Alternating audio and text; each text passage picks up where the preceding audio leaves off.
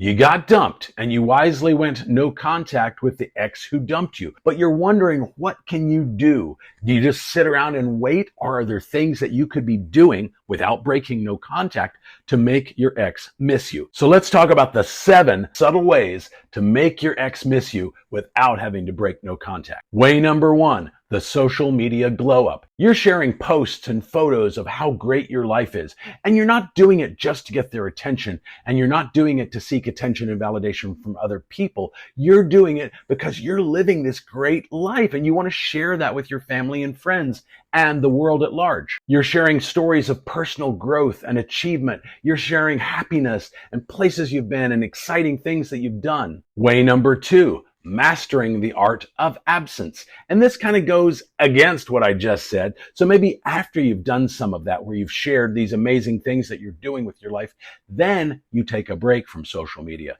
Doesn't mean you can't still check it occasionally, but don't check your ex's social media stories on Instagram or Facebook, because they will see your name showing up there. Doesn't mean you can't check it occasionally, but avoid posting anything for a while, maybe a couple weeks, maybe a month or more. But go MIA. And that if they're doing any level of stalking of your social media accounts, they're going to begin to wonder where you went, especially if you were frequently posting before. Where did he go? What's he doing? Why is he not posting anything? And they're going to begin to wonder. And anytime someone is wondering about you, their attraction level is going up. And that's a good thing if you want them back. Way number 3. Indirect social proof. And this is not social media proof, but you're actually out there living life. You're going to places, clubs, bars, coffee shops, concerts, things of that nature, things where fun things are happening with large groups of people. And maybe you're doing that occasionally with some mutual family or friends and things like that. And you're just living life to the fullest. And it's eventually going to get back to your ex through those mutual family and friends. Way number 4, the passion project.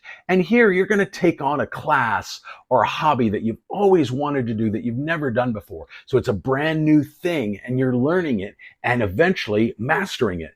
And as you master it, it's naturally going to boost your self-confidence, your feelings of self-worth, and the achievement of accomplishing it is going to make you feel great. And it's demonstrating the ability for personal growth. And that is a really good thing if you want to attract them back. And then again, you're sharing this with mutual family and friends. Maybe you're posting about it on social media once you return to social media from that absence I mentioned earlier, and they're naturally going to hear about it. Way number 5, the lifestyle upgrade. Now, this doesn't have to be monetary, although it certainly could be, but you're improving your lifestyle. Maybe you getting that dream car you've always dreamed about. Maybe you're taking that vacation to that exotic locale that you always wanted to go to. Maybe someplace you talked about going to with them. That could get their attention even better. But you're making visible improvements in your life. Physical, mental, monetary, whatever it is, you're making your life as good as possible. And you're living life to the fullest and enjoying it. And they will naturally want to be part of that when they see it or hear about it, especially because it's showing that you're thriving without them. Way number 6, the mutual locations strategy.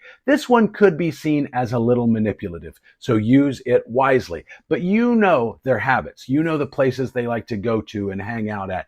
And you might occasionally show up at some of those places, hoping to accidentally run into them and kind of have that chance encounter. Now, when you do that and when you see them, you might wave. I don't want you to be unfriendly, but you're not going to walk over to them and like, oh, how are you doing? I miss you so much. You're not going to do anything like that. You might wave, and that's going to be the extent of it. And then you're going to wait to see if they come to you. Make sure you look your best and that you're enjoying being there and you're enjoying whatever it is that you're doing there. But the key here is letting them come to you so that you don't seem needy and desperate.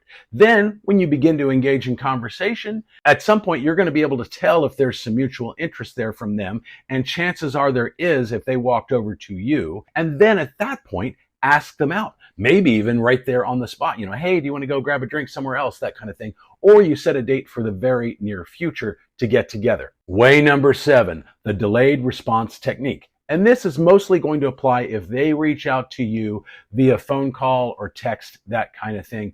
And what I want you to do here is kind of play it cool. The moment you get a text, I don't want you to just fire off a response the second their text comes in. I want you to wait a little bit of time, not to play mind games or seem manipulative. I just don't want you to seem overeager, needy, desperate, clingy, that kind of thing. You want to be like, hey, I'm busy. I got a life going on, but I do want to respond to you. So I want you to wait maybe anywhere from 30 minutes to 1 hour, maybe a maximum of 3 hours, and then respond to them. That way you're not seeming too eager, but you're not totally ghosting them either. Keep the responses brief but positive, but don't seem overly enthusiastic. But you should assume that they want to see you and spend time with you. So fairly quickly, stop the back and forth exchange via text and make a date to get together in the very near future. Ideally even that day, but certainly within the next couple of days, so you can kind of strike while the iron is hot, so to speak. These tactics work because they trigger curiosity and FOMO, the fear of missing out. And you can take advantage of that, not in a manipulative way,